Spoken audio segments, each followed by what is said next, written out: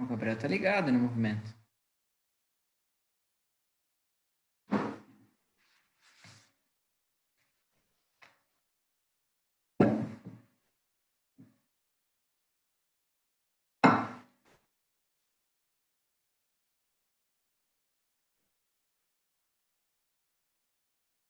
Meu, batata doce.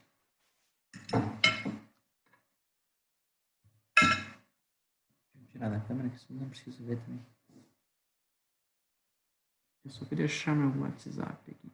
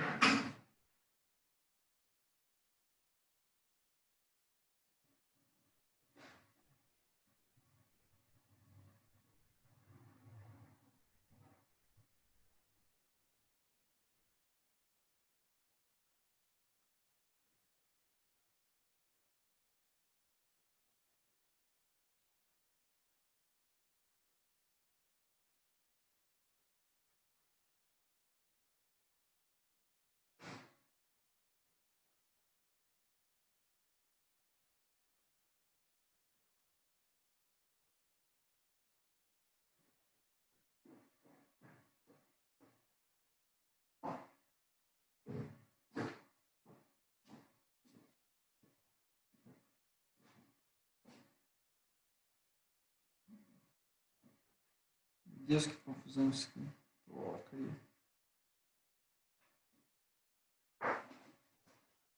Agora foi. Eu só vou botar aqui o link da reunião, tá? Porque essa confusão de uma aula aqui, outra aula aqui. Nem sei no tamanho 18. Eu vou só botar o link lá. Ficar joia. Ô, professor, Oi. na letra A do exercício aí que o senhor está ensinando sobre haste e tal, quando eu acho o valor em milímetros quadrados, aqui é a área do êmbolo, eu tenho que transformar para metros quadrados depois para achar o diâmetro, né? Ou dá para calcular em milímetros quadrados mesmo? Essa pergunta? Quando eu vou calcular a letra A ali do cilindro hidráulico, primeiro eu tenho que achar a área do êmbolo. Daí eu acho ela em milímetros quadrados. Daí eu tenho que transformar para metros quadrados ou posso deixar em milímetros quadrados mesmo? Não, aí que tá. Aí que tá. Porque eu vou jogar ela naquela fórmula de área do êmbolo é igual a π diâmetro ao quadrado sobre 4. Tá. Eu trabalho tudo em milímetro. Trabalho tudo em milímetro. Só que a minha pressão tem que estar em megapascal. Tanto a pressão quanto a tensão. Eu tenho que transformar de kilonewton para megapascal, então, para calcular. Isso. Por quê? Por quê? Porque isso tem uma explicação. Né? No sistema SI, a gente tem a unidade, por exemplo, grama, e existe o multiplicador. Esse multiplicador pode ser pequeno ou grande. Nano, micro, mili, quilo, mega, giga. Depois de giga vem o quê? Tera? Acho que é tera, que nem os bytes, né? Então você pode ter nanogramas, microgramas, miligramas ou milímetros, ou metros, né? Nanometro, micrometro, milímetro, quilômetro, tá? Megametro, gigametro, terametro. Qualquer unidade você pode trabalhar nessa maneira. Aqui você tem, vou botar uma cor diferente, 10 na menos 9, 10 na menos 6, 10 na menos 3. Aqui é 10 na 0, que dá 1. Né? 1. 10 na 3, 10 na 6, 10 na 9, 10 na 12. Tá? 10 na 12. Quando eu trabalho com mega, eu estou trabalhando com 10 na 6. Ou seja, 1 megapascal é 1 vezes 10 na 6 pascal. Eu substituo o mega por 10 na 6. Eu substituo o mega por 10 na 6. Quando eu faço a conta, tá? Quando eu faço a conta, então isso é determinado pelo sistema internacional, né? O Pascal, o que é o Pascal? É Newton por metro quadrado. Fechou, tá? Não existe outra coisa. Quando eu trabalho com megapascal, 1 megapascal, o que é? É 10 na 6 Newton por metro quadrado. Agora, se ao invés de trabalhar com metro, eu trabalhar com milímetro, eu vou ter 10 na 3 milímetros ao quadrado. 10 na 3 milímetros ao quadrado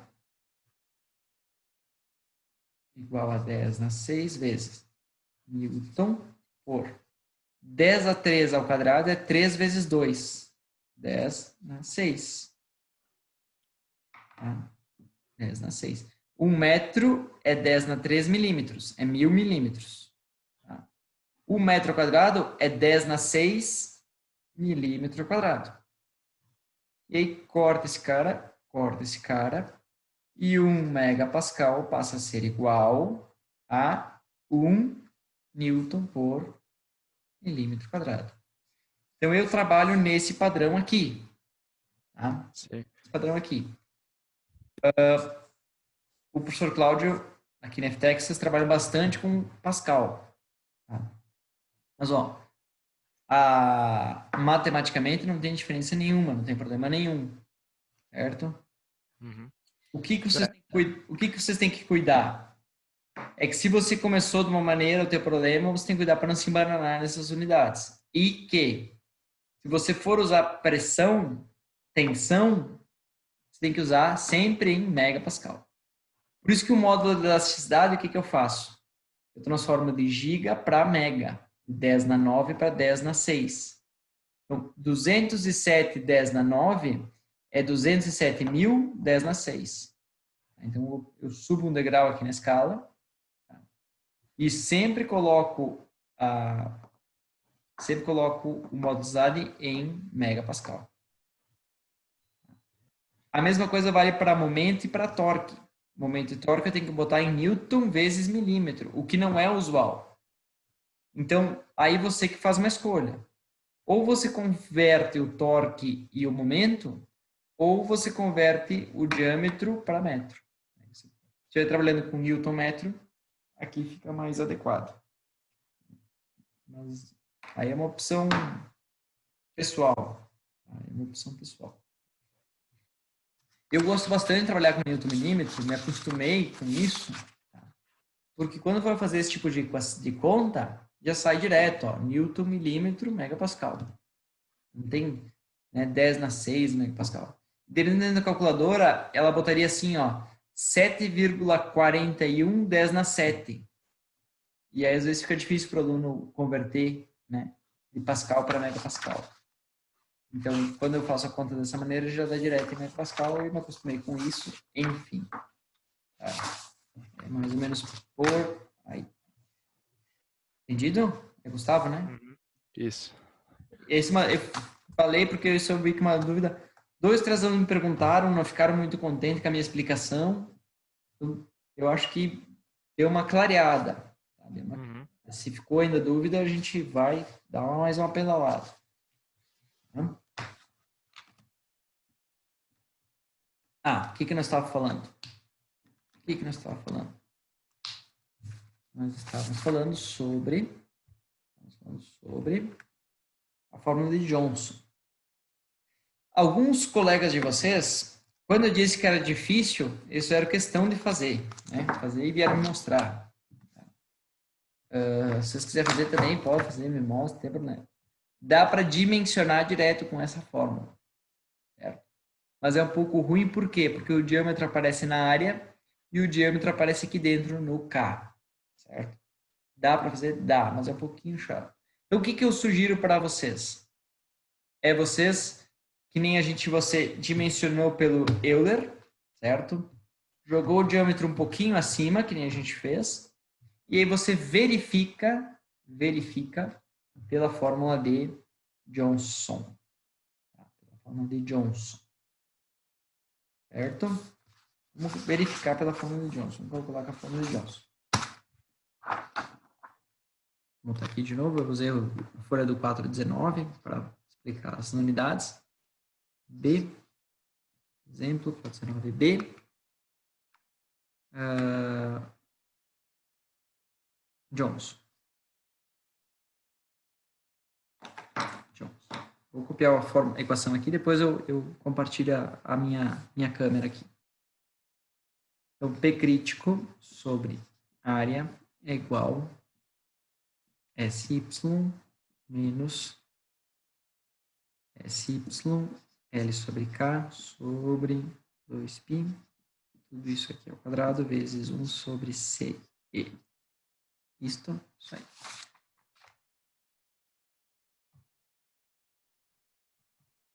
Tá? Opa, botão errado, só um pouquinho.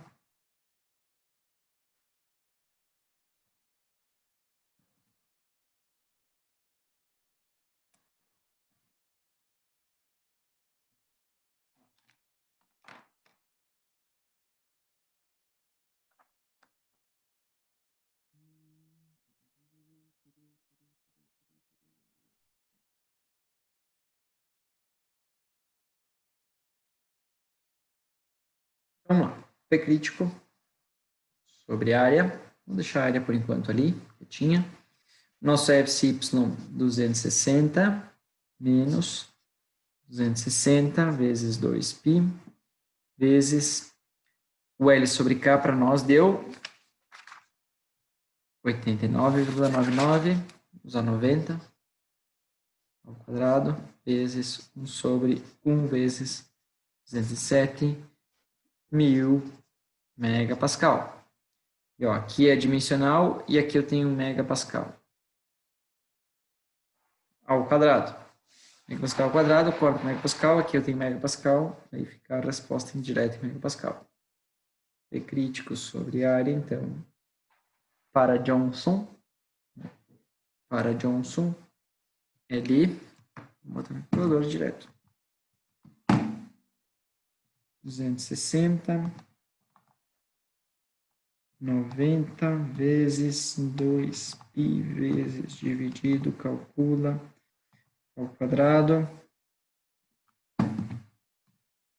207.000 dividido isso aqui menos isso aqui, 192,99, 193 megapascal.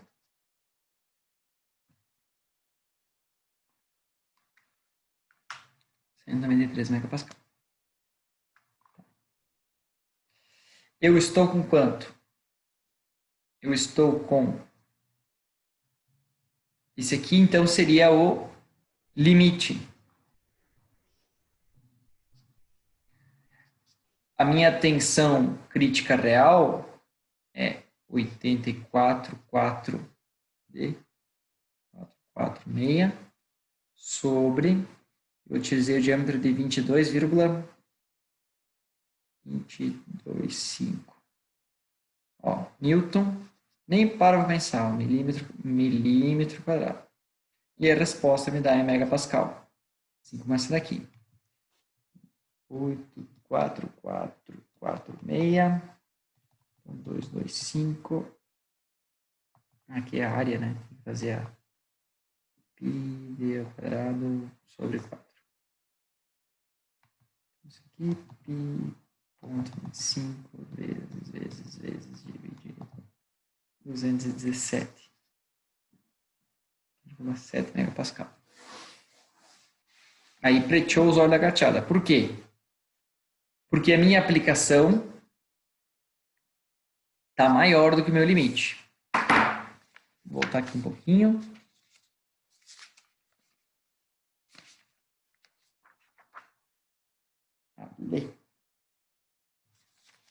Então, segundo Johnson, esse ponto aqui máximo seria 193 megapascal. Tá. E eu estou trabalhando com 217,7 megapascal. Então, eu estou numa região de incertezas. Estou na região cinza lá do gráfico. Ficou claro isso, pessoal? O Johnson me deu esse valorzinho aqui, ó. Eu conferi, né, pelo carregamento que eu tenho e pela tensão, e eu estou com 217. Então, ó, Euler me disse que eu posso chegar a 234. Johnson me disse que eu posso chegar a 193. Eu estou no meio do caminho, ó, 217. Eu vou ter que selecionar um diâmetro maior. Selecionando um diâmetro maior, eu vou ficar com uma viga um pouco menos esbelta, ele vai vir para trás aqui um pouquinho, certo? E a minha tensão vai reduzir. Ao mesmo tempo eu vou vir para cá e para lá. Vou fazer isso aí agora com o diâmetro de 1 polegada.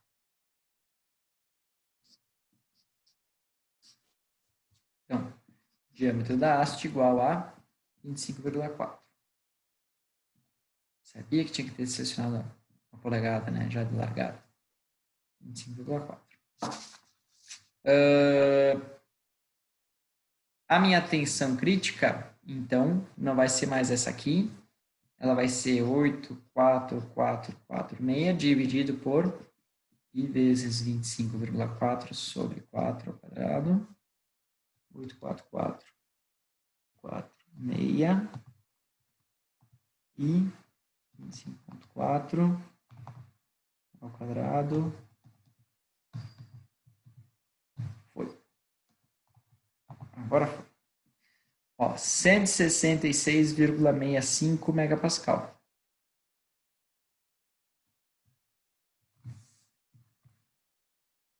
Então já reduzi consideravelmente minha tensão crítica. O meu L sobre K vai ser 500 dividido por 25,4 dividido por 4. Vou fazer assim, só ficar com menos dúvida.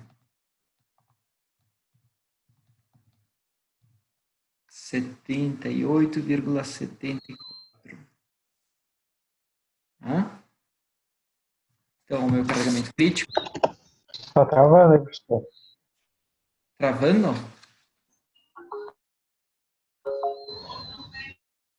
Não recebi aviso de nada. Vou voltar um pouquinho. Então, o diâmetro da haste 25,4. Tá?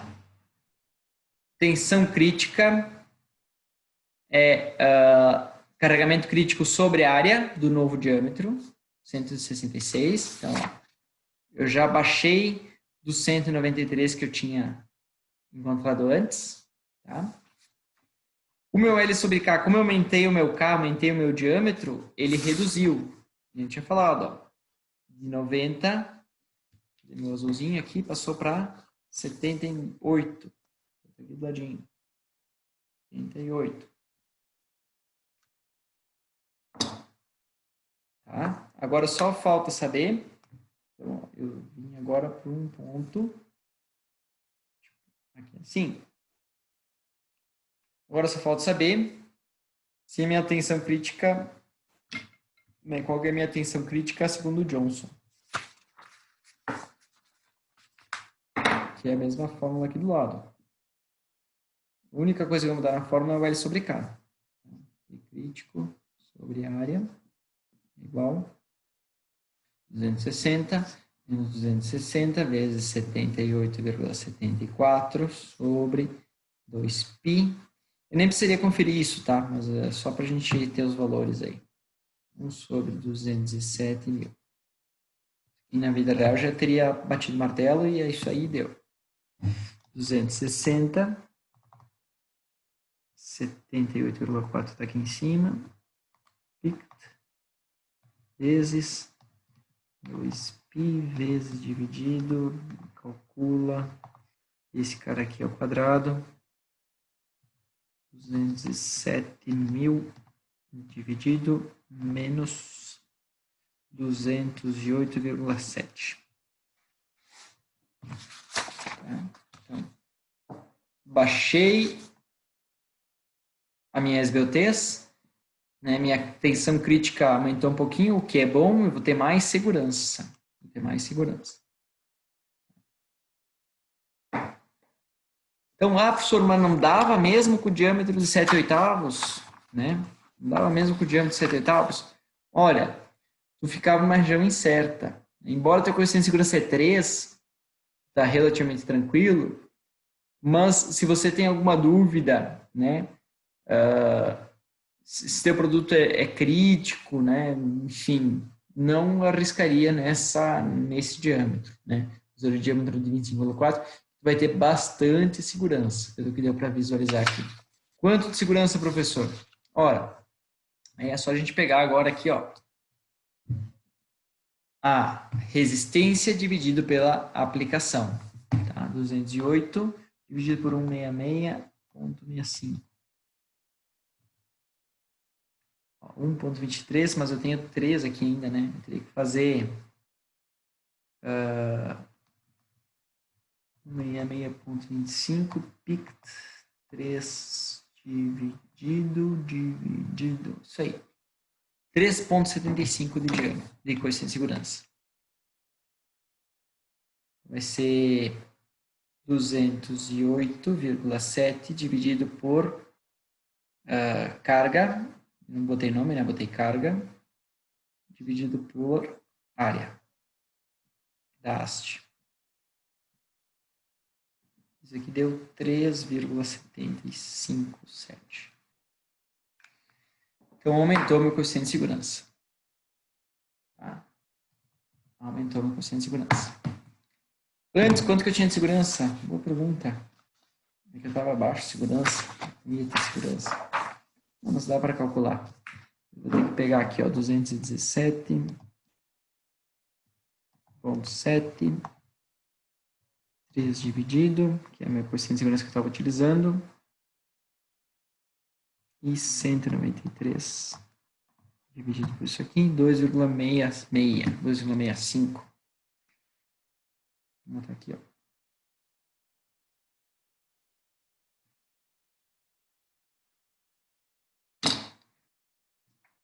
Tá, então, considerando esse cara aqui, com esse cara aqui, eu teria coeficiente de segurança de 2,65. E agora, aumentando para 1 polegada, coeficiente de segurança de 3,57. Aí está na tua mão decidir. Aí está na mão do engenheiro decidir. Pode ser 2,65, não pode. Pode ser 3,57, não pode. Tá? É Pôncio Pilatos, né? E eu lavo minhas mãos. Vou com você. Então, é mais ou menos esse procedimento. Eu sei que é um pouco longo, um pouco denso, por isso que se usa muito software para isso, né? Mas é mais ou menos isso. A Euler é tranquilo, o ruim é ter que ficar calculando com o Johnson, calcula o índice dos BOTs e vai, e volta. E é um pouco de volta, bastante vai e volta, né? Mas eu acho que o que você tem que ter na mente é esse gráfico aqui. Né? Onde que você está nesse gráfico aqui? Certo? Se você souber isso, você vai dimensionar com segurança. Você vai dimensionar com segurança.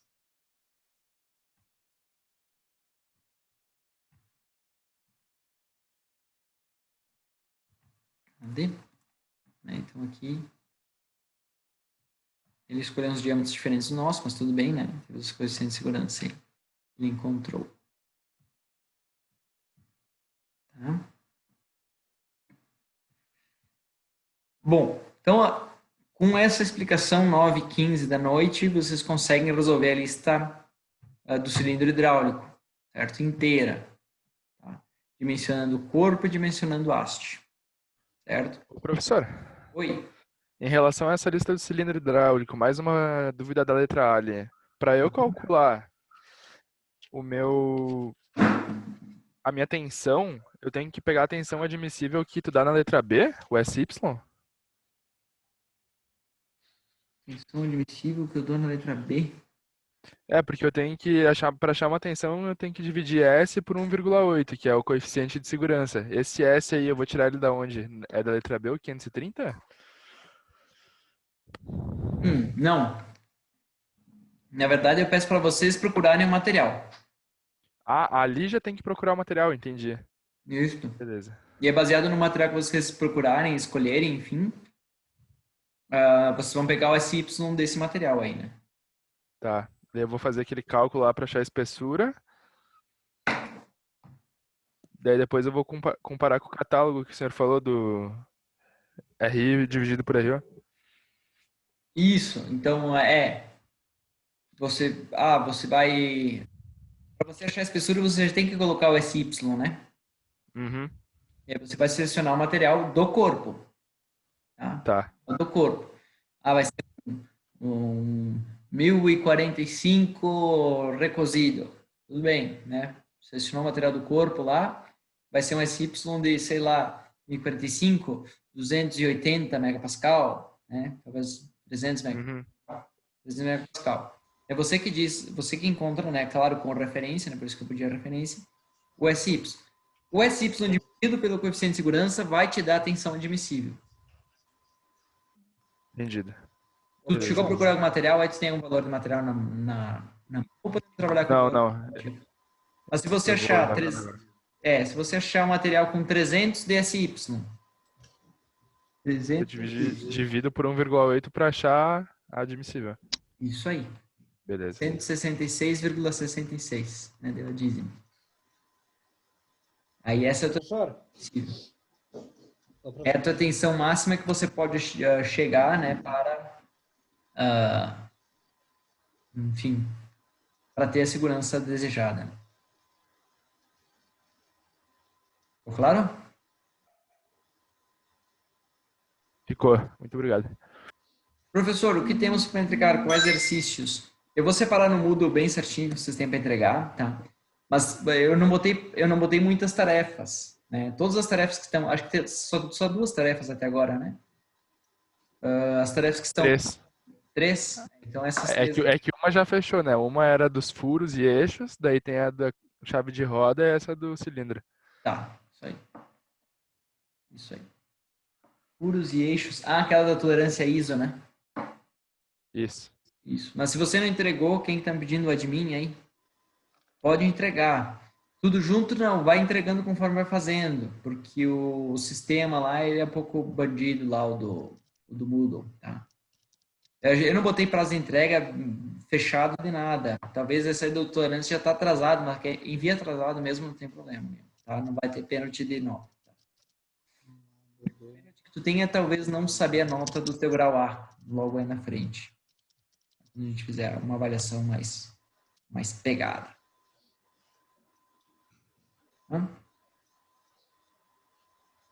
SY também é chamado de força de rendimento? Não, força de rendimento não. Né?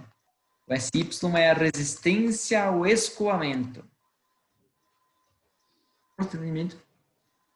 Não sei. Teria que ver de onde é que tu escutou esse termo. Né? Força de rendimento. Sei lá. Não me é muito familiar. Bom, então isso vale para colunas curtas, colunas longas e colunas intermediárias, tá? Com carregamento central. Se o teu carregamento é excêntrico, fica um pouquinho mais complicado, tá? Um pouquinho mais complicado. Você tem que calcular a tua tensão crítica, tá? Cadê a equação aqui? Essa aqui, ó. Com a fórmula da secante. Tá? Então, da mesma forma, você vai calcular você vai imputar os teus dados, certo? E você vai encontrar qual que é o carregamento máximo, qual a tensão máxima que você pode atingir, tá? Para a coluna excêntrica. Na coluna excêntrica, a gente trabalha com L sobre K, que é o índice de esbeltez, tá? E o EC. O EC, cadê o EC aqui? O EC, aqui, ó. EC. ECK ao quadrado, que é a razão de excentricidade. Então, ela vai te dizer quão longe, tá, do teu raio de giração a tua excentricidade está, certo? Aí, essas curvas são geradas para diversos materiais, existem até umas tabelas aí com essas relações, tá? Que ajudam muito para você dimensionar. Por quê? Porque na equação da secante, ó, você tem carregamento sobre área e lá no meio da fórmula você tem carregamento sobre área. Então, aqui você precisa fazer iterações para chegar no teu resultado desejado. Então, essas curvas ajudam bastante, né, para dimensionar. E aí mostra aqui, ó, quando você vai aumentando a excentricidade, né, afastando a carga, tá, do centro da coluna, certo? Mais com flexão, ela se comporta mais como uma flexão e menos como uma coluna. Tá? Mais como uma viga sobre flexão e menos como uma coluna. Certo? Então, aqui, ó, uma viga, essa excentricidade gera um momento. Tá? Mais ou menos isso aí. Então, eu não vou fazer nenhum exemplo dessa excentricidade, tá? Mas enfim, tem que tomar um certo cuidado quando você tem vigas excêntricas. E as colunas curtas, certo? Colunas curtas, aqui, acontecem quando a tua esbeltez é menor do que esse valor aqui, tá? Do que esse valor aqui. E você pode ter excentricidade sem maior penalidade, sem a maior penalidade. Tá? Sem maior penalidade.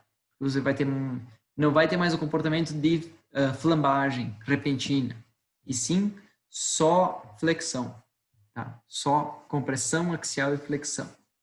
Então é um pouco mais fácil de você dimensionar.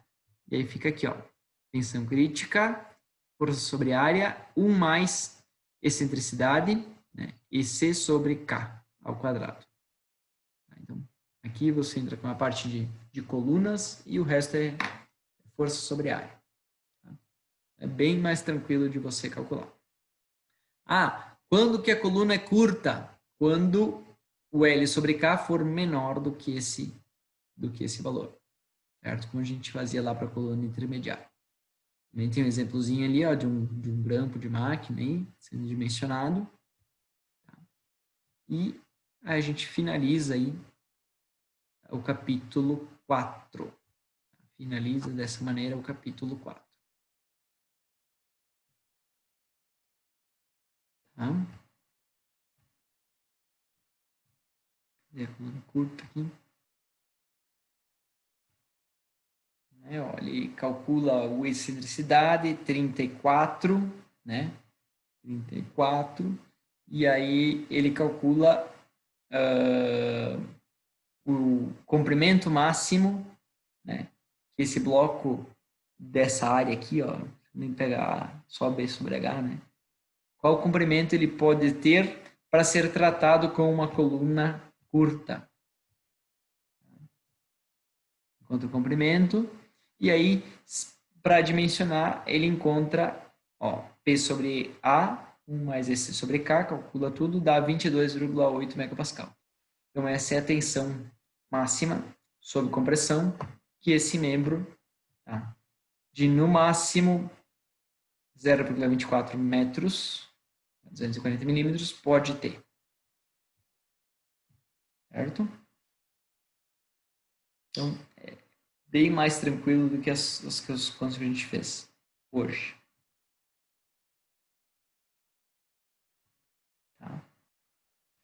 E agora a gente entra já de sopetão, assim, 9h20, tá cedo, tem mais 40 minutos de aula. A reunião está quase acabando, tem mais 5 minutos de reunião. A gente já entra já para a última parte da aula aí de hoje, tá? Na parte de falha. Tá? Falha. Falha resultante de carga estática. Tá? Então, tem umas peças quebradas aí, parafuso. Mas eu sugiro vocês estão nessa jornada aí, né, de virar engenheiro mecânico, certo? Ficar rico do dia para noite, essas coisas legais que a gente imagina, hein? Procurarem peças quebradas, tá? Procurarem peças quebradas, certo? E aí, assim, o que é falha estática? Né? O que é falha estática? É como eu consigo com a minha régua hoje. Embora que possa ter fadiga, mas são carregamentos abaixo de 1000 ciclos. São carregamentos abaixo de 1000 ciclos. Se o teu material é dúctil, ele deforma e falha. Deforma e falha. Se o teu componente é frágil, ele só falha, né, de vez. Certo? Professor, como eu sei quando a falha é estática? Só olhando a peça quebrada dá para saber? Dá. Certo? Dá para saber. Se a gente for lá no capítulo 6, a gente vai ver que quando você tem trinca, a trinca deixa um sinalzinho na peça. Tá? E quando a falha é estática, ela sempre rompe nessa textura aqui, ó, brilhante.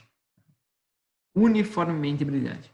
Se você tem uma regiãozinha que é opaca, certo? Que é opaca, sei lá como explicar o que é opaca pela internet, né?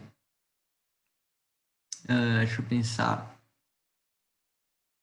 Você pega, putz, grila, uma pedra de rio, tá? Ela é bem redondinha. Uma pedra de rio, ela é opaca, certo? E você pega aquelas pedras aquelas pedras brilhantes ali que tem no interior, né? Enfim, pedra brilhante, quebrada. Né? Às vezes acontece numa peça que estava oxidando numa ponta dela e do nada depois o resto ficou uma cor uniforme. A oxidação é sinal de que ela estava quebrada faz tempo. Né? Estava quebrada. Isso. Mas o opaco que eu digo, ele é um pouco diferente. Ele é um pouco diferente. Tá? A peça quebrada, ela fica assim, ó, fica nessa textura áspera e brilhante. Tá? E brilhante. E a peça quebrada, a fadiga, ela fica tipo uma pedra de rio mesmo. Gasta. Tá? Gasta. Mesmo dentro da superfície dela, você vai ver ela gasta. Às vezes dá até para ver riscos que são as marcas de praia. Mas isso a gente vai deixar para o capítulo 6. Tá? Enfim, falha estática, isso aí. Ela está enferrujada num canto. É fadiga ou é falha estática? Pode ser fadiga ou pode ser falha estática. Tá? Não dá para a gente assumir de vez assim. O que acontece quando você tem uma região oxidada é que ela rompeu bem antes, oxidou, e aquela trinca, né, da parte rompida favoreceu para a ruptura do resto do teu componente. Tá? Do resto do teu componente. Isso a gente vai ver lá no final desse capítulo, quer ver? Olha aí, trincas. Peças trincadas. Certo? Então, a peça trincada ela pode falhar de forma estática ou por fadiga. Certo? Mas é legal vocês visualizarem isso aqui. Né? Ensaio de tração, o que acontece? A peça escoa e depois falha. Tá? Se você olhar a peça falhada no ensaio de tração, ela vai ter essa aparência. Vai ter uma parte opaca e uma parte opaca, a superfície externa opaca, mas onde rompeu, ela vai estar brilhante. Né? Vai estar brilhante, vai estar nessa textura aqui. Tá? Ele fala aqui, ó, temperatura brilhante, né? várias vezes